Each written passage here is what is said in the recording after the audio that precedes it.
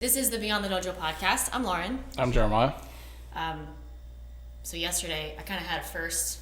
Hold up. Let's not even act like we're not dressed like slobs We're today. kind of dressed like slobs today, Yeah, so you should just go listen to the audio version of the podcast and stop watching this YouTube video if you're on YouTube. Absolutely. I forgot to bring Jeremiah's shirt, so I guess. That and just like, I felt like it's a slob kind of week so far. It's been a slob week, guys. We're in summertime now, so I don't know when you're watching this, but it's summertime. Yeah, for us it's summer. Speaking of which, does that make us official? Like we're doing episodes in advance of them actually? We did that last year. Actually, we did it for the past couple of years. So we're like time traveling is what we're saying. Yeah. Special effects. So speaking of summertime, we've actually had, weirdly enough, an influx of students going into summertime, which from the outside in, you would think that would happen, but normally it doesn't happen. People start traveling during the summer. Yeah. But we had 2 new students yesterday, both very young, like getting ready for our 4 and 5-year-olds class.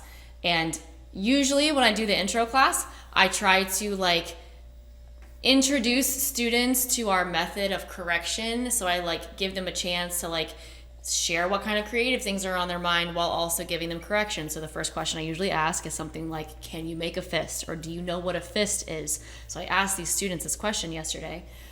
Do you know what a fist is?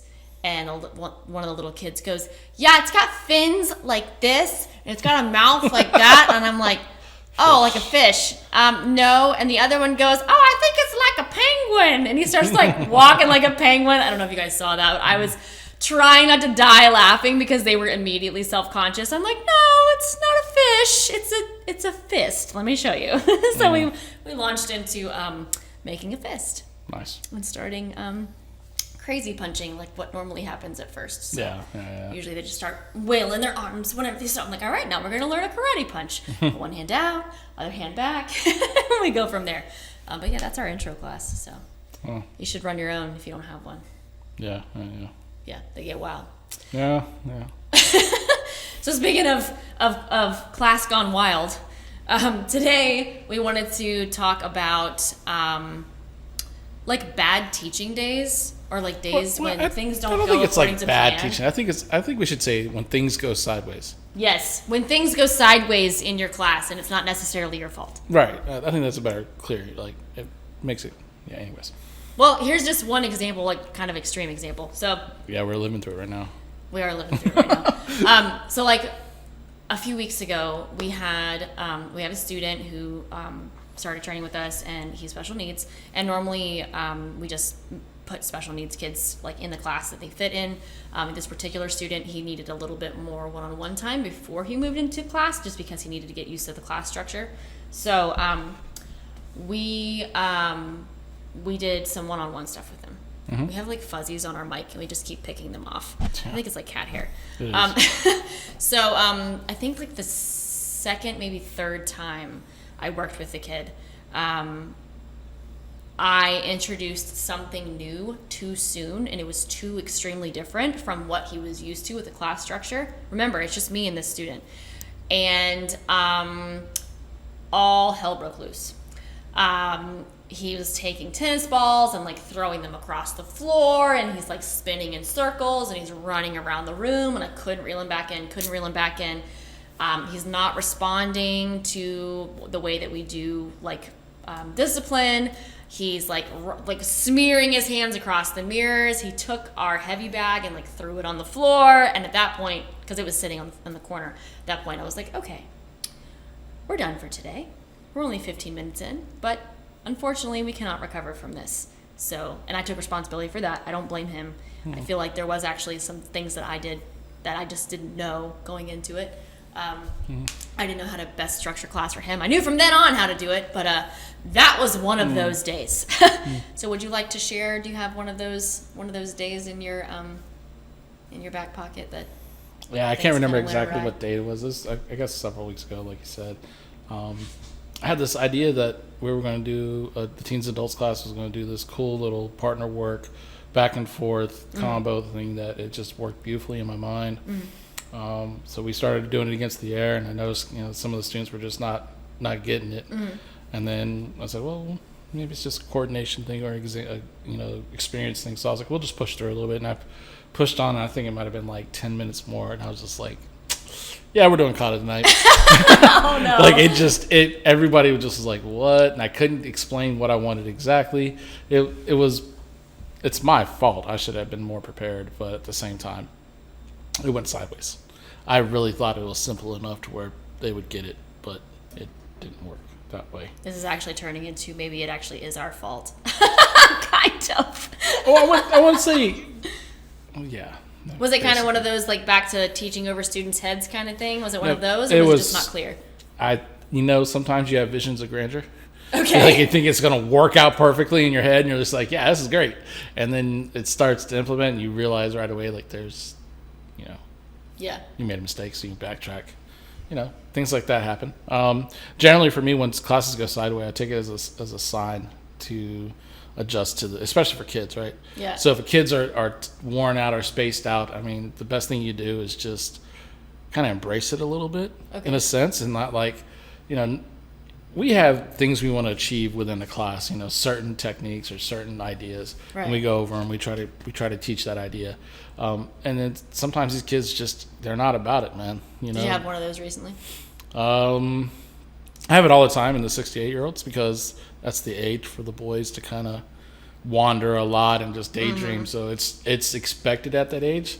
But they're off in La La Land. Yeah, well, we have it in the intermediates, 9 to 12 intermediates too, where they can't do their katas for some reason. They can't do hand nidan correctly, things like that. What I do is whenever they're spacing out and they're just like nobody's home, I'm like, hey, what's going on in La La Land right now? Yeah, it's kind of difficult when like more than half the class is that way. You're just like, yeah, you just Well, I mean, yeah, like. So what I'm saying is that we usually shift, right? I'll either start doing more exercises to where they just run out and just kind of get themselves riled up, or we'll do games or something. Just be like, what? It's a waste, it's a wash. Yeah. And just have fun. At least they get to say karate class was fun today. Dude, the end of the 4 and 5 year olds class got to that point. So we just hit summer here. Yeah. And the good thing about summer is that when kids come in, they're not overly rambunctious because they've been able to move around and stuff during the day. The downside is that sometimes, especially ever since COVID and everybody's like on their screens all the time,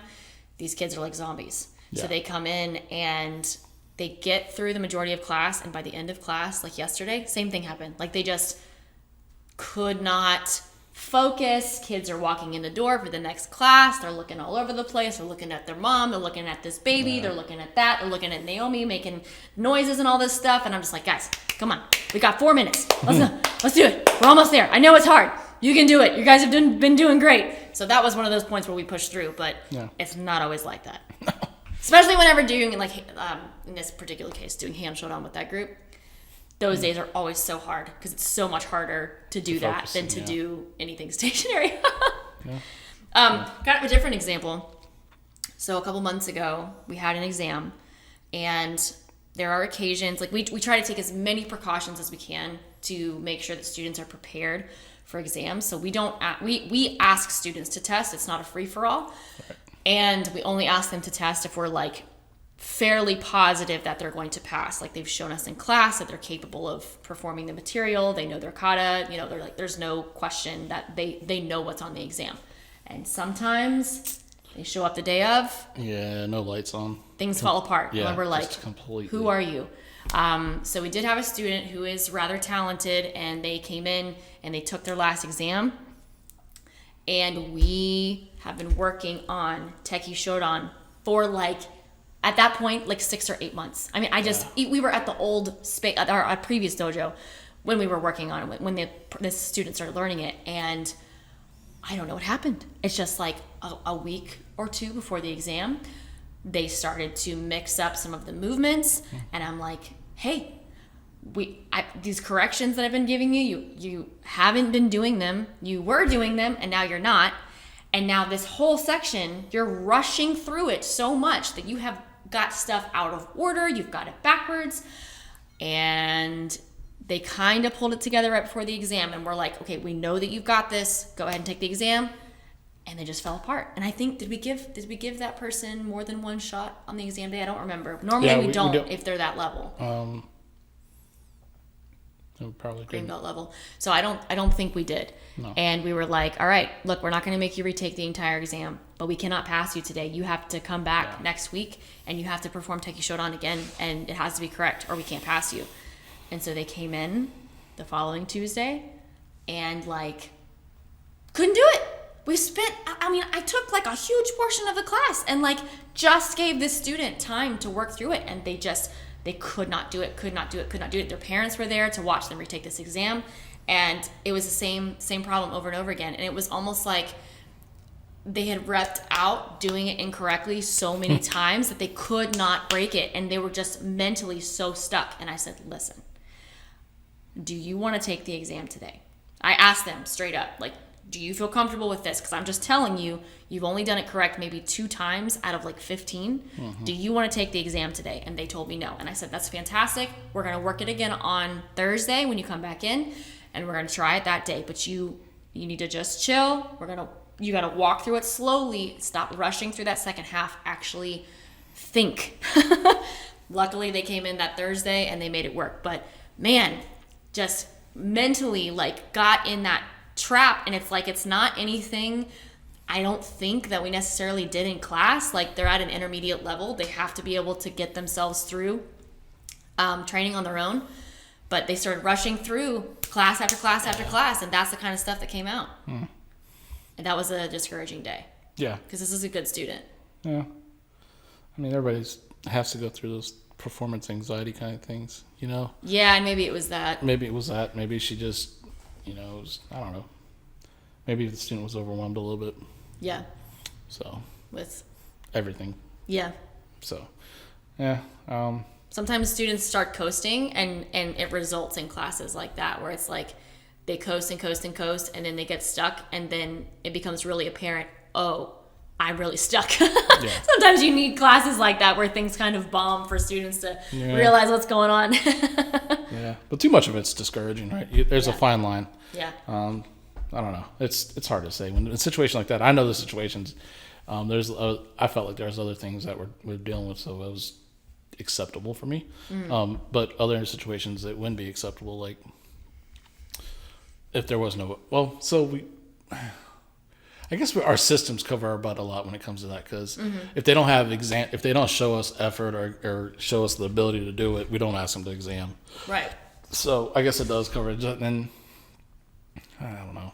I'm still mixed on that. On like the retest so quick kind of thing, especially at green belt, brown belt level. I battled myself and go back and forth with it. Right. It's hard too, because we don't have exams like all the time. We do them once a quarter. Exactly. So we're kind of getting off topic here, but we have exams once a quarter, and fun. it's hard to like tell a student who's so close, like, no, you can't test, because we could always run a makeup test, but we prefer for everybody to stay together. So there's that level of pressure also, and like from a teaching perspective, reeling it back in here. From a teaching perspective, when you have classes, when you're heading up, like there have been pre-exam periods where we've been working with students, and like maybe you don't, but I will get so stressed out because I will have a student who I know can do the movements and has done them before, and the same stuff happens. So infuriating, isn't it? It is so infuriating, and I can't get over it. And I feel guilty. I know. I feel absolutely guilty because I'm judging this child. I'm not judging them. Oh well, yes, you are. It's not always a child. Absolutely. We've had adults do the same thing. We've had adults do Kihon, and like we've had to. Well, at least with adults, you can call them out on, be like, "What's wrong with you?" I'm like, you did this on your last exam, and now you can't do it on this one, and now what's the problem?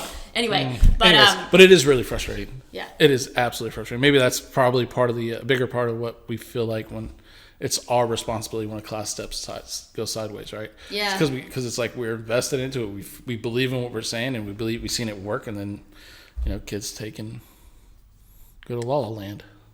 And adults too, like avoid taking instruction, or they avoid getting correction sometimes, or that happens actually kind of often. Or they just like they kind of nod and say, oh, okay, yeah, and they just shrug it off. Yeah, they just keep doing the same thing. And like okay, so maybe we'll kind of we're gonna let it out. Well, let's spill the tea, baby girl. No, I mean, so like as a teacher, you have to take responsibility when you did not use your best judgment with a you have to be able to read the room. So that's one of the hardest things about teaching, because like I used to not do that. I mean, and Jeremiah got on to me for it early on. He's like, why are you making these? We used to have 4 to 7 year olds class. He's like, why are you making these 4 to 7 year olds just rep out like technical kihon over and over again? He's like, they're little kids. They have to be able to move around and stuff. I'm like, no, they should do strict karate and that's it. But I couldn't like read the room. Like they obviously cannot handle that level of concentration for that long. But it's not just kids, even adults. Like being able to pick up on nonverbal cues, like people's attitudes for the day, how they're interacting, how they're posturing themselves, how they're hiding behind other students because they don't want you to correct them. That happens. You know, like picking up on all of those things, and like for one, like you kind of have to be a hard ass teacher sometimes because people need to be held accountable. But then also you have to be respectful of the fact that like this is our career and our passion, not necessarily theirs. And there could be any number of reasons why they're here. We want them to improve. And if they don't improve, we're not going to test them to the next level. But also, we have to be respectful sometimes of the fact that they don't want to take correction. Or that the class is just not landing. Or we know whatever, as long as everybody's safe. Yeah. You know, I'm gonna admit to something. I kind of treat those situations pretty dirty. I take the Japanese role. It's like, oh, you don't want to learn from me? Okay. Just stay over there and do your karate, and I'm going to do mine. Well, you definitely don't do that with the little kids. No. You call them out. Yeah, well, they're kids. Right. I expect them to be that way. Right. When teens and adults act that way, I just basically turn my back to them. And I let them flounder. And then when they, you know, they don't take corrections or anything, sometimes I just physically show them, this is why. Yeah. Well, and that's where it becomes different, right? Yeah. Because pretty decent sized. I can handle the majority of the people that would come through our doors. Yeah. Not like manhandle, but like just move them around easily. Well, like, okay, so we kind of already touched on a couple of these. So like adapting classes when things don't go well. So you mentioned earlier on, like if we have students, especially kids who are just like off in la la land, one of the ways we adapt the class is we switch it and they get more active and maybe they do less structured karate stuff and they play games. It's more engaging. More engaging. So something else that, even if it's not like mentally as taxing, then maybe they need that. Or maybe emotionally they're in one space, so we try to get them away from that. That's because we know kids, it's in their nature to be that way. Mm-hmm. It's in their nature to kind of wander, and we're asking them to do something that feels unnatural. That's focus for a long time on something that could seem boring. Mm-hmm. Right? It's not entertaining. Right? Yeah. Right? So we ask them, we tax them heavily to do that.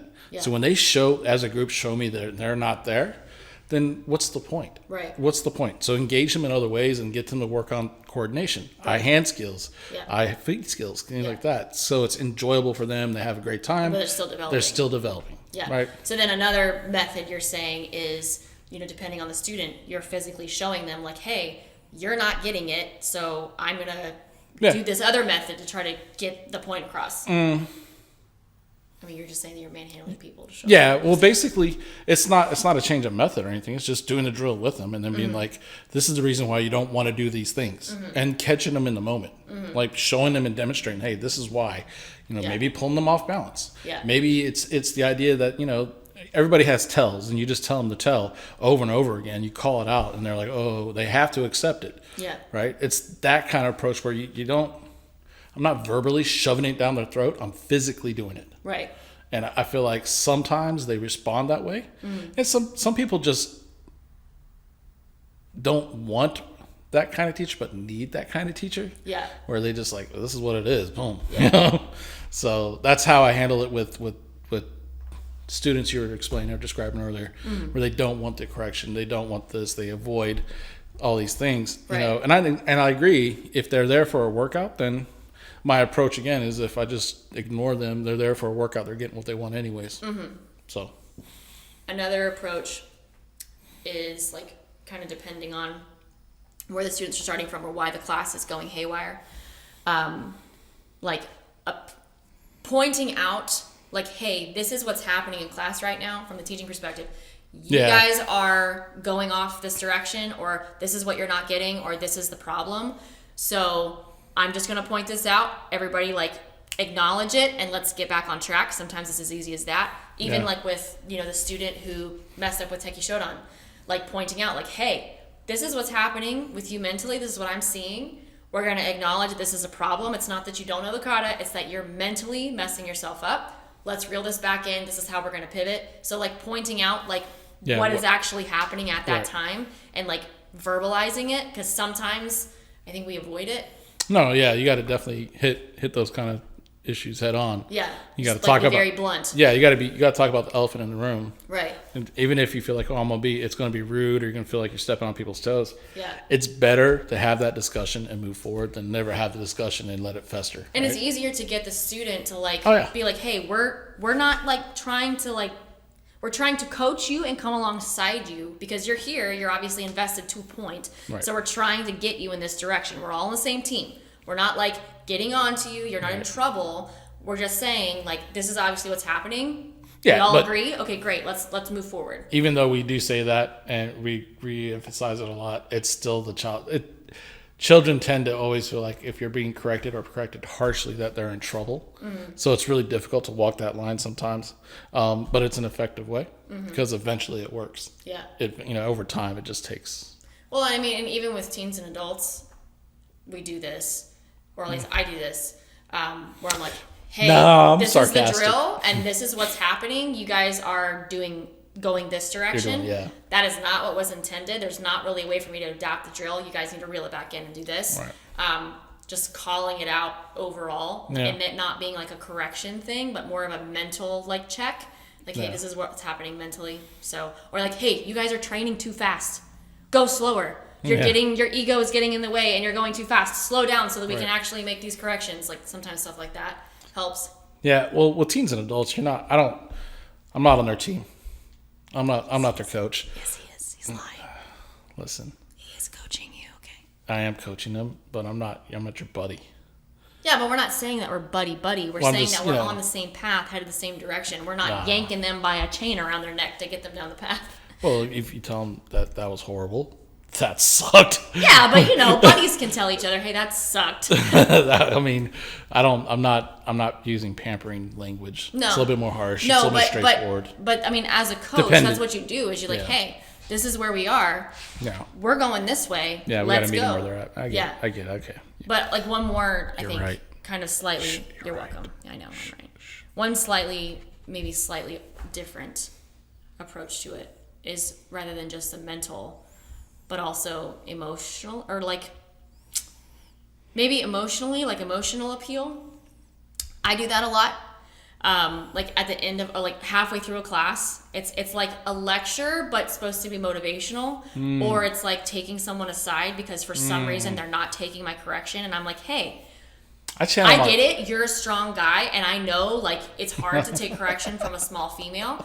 You're already strong, but hey, how about we do this to make it even stronger, and we'll just improve your technique in this way. And sometimes that resets it because you're stroking their ego a little bit because they're not wrong. They are strong, but they're also like, oh, okay, like I get it. Like now I understand what you're saying. I channel my Japanese mother.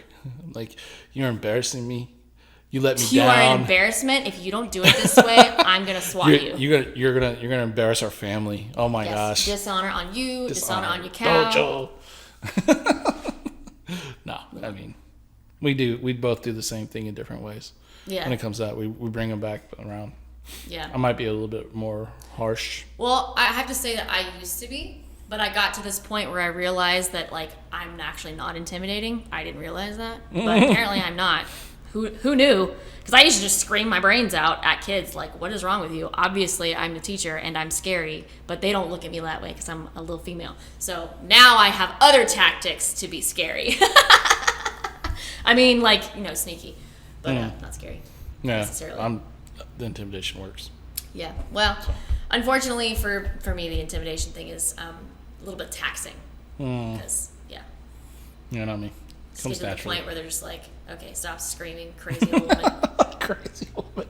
Yeah. There you go. So, well, that's. I think we covered all our bases. If not, I think we've vented pretty well today. I mean, we definitely got blew some steam off. The moral of the story is, if you're don't piss your karate teacher off. And if you have bad days of teaching, and it's not necessarily your fault. Like, you got to take responsibility when it is, but you also can't own You can't own it when it's not your fault. Yeah. But you can try to create a solution. That's their job as a coach. So basically our answer is... my way or the highway. There you go. There you go. Just kidding. Oh, man. What you been working on? Chinte. Okay. And last night, we were talking about this earlier. Last night in the... Chin hand. Chin hand? Chinte. Chin hand. Strange hands. Yeah. Strange. Chinte. That's right. Chinte. Chin on the hand. Chinte. Chinte. We were working on some application stuff with Chinte. So we're trying to kind of drill it and come up with some different ones for a couple of the beginning movements. So just ironing some stuff out there. It's weird. Like, I already worked through this kata, but like going back to it, there's a couple of sections that like kind of the same thing with the girl with the Teki Shodan. Like mentally, I have it wrong. Like I'm doing it incorrectly, like hip rotations that are not supposed to be happening, or stance transitions that are not happening, and like I know it's supposed to be there, but like I got the correction, and then I was like, wait a minute, was the correct way the way that I was doing it, or was it this one? Which one was it? Because I can't remember. So yeah, like overthinking it and getting it mixed up in my brain. So I got my wires crossed a little bit on the kata. So I'm smoothing those things out, and then working on some application stuff. So yeah. So what are you working on? Nijishio more than anything else, and it's the side thrust kick. Still trying to get it to work. The corrections I got last week, I think it made a lot of difference. Are you okay? I just thinking about that section, like how hard it is and how badly people mess it up, because like you want to like almost swing your leg away from your body, and that makes it so much slower and so much harder. Right. I say you as a general term, not German. The problem with me is on the extension of the leg. My right side, I lose control of my left hip, so I over rotate. My knee drops and my foot rotates down. It almost looks like a back kick instead of a side thrust kick. Okay. And it's cumbersome, like it's heavy. It's not light. My left foot kicking and my right side supporting is way better. So it's just trying to get them to look generally the same. But other than that, just corrections I got last week. As I was told I was trying to wind up too much. I bet if you just get in Kibidachi and you just lift your leg and you just hold it there, even though like you don't have any support, like just learn how to just hold it there for long periods of time without falling over. And use like some kind of levitation technique to keep your butt from falling on the ground. This is a Dragon Ball Z kind of... It is, yeah. Like you just wish for the ability to stand on one leg with your other leg slightly abducted. Yeah. That would help? I was making a joke, but I don't know, maybe. I always... Dude, if I'd have went and tried that crap, oh my God. Well, so when I work with people on kicks... Oh, I got something to share with everybody. As a general... This is how we're like... This has nothing to do with anything that we talked about today, but so just a teaching tip. If this is an example of how our week's been going, this is exactly it right here. We're all over the place. So, as a general rule, if you can get the loading process and position of a kick better, it just makes the rest of, obviously makes the rest of the kick better, but even just training just that position, like even if it's Maigeri, if it's front kick, if you can get the students used to getting in that loaded position, they practice the mobility, they're practicing the shortening of the hip flexors, and it makes it stronger without having to do lots of reps of things, but just holding that position and then being able to work from there. So if you have the strength to hold the leg up, it's easier to slowly work through the rest of the kick, whatever it is. So anyway, there's some tidbit of teaching information for you. Get them to do the loads properly and hold for long periods of time. It's funny that the topic for today's podcast was classes that go sideways, but the podcast itself went sideways. What were you going to say? Oh, I was going to share about my mistaken identity issue. This has nothing to do with the podcast, but it is kind of business related. Go ahead.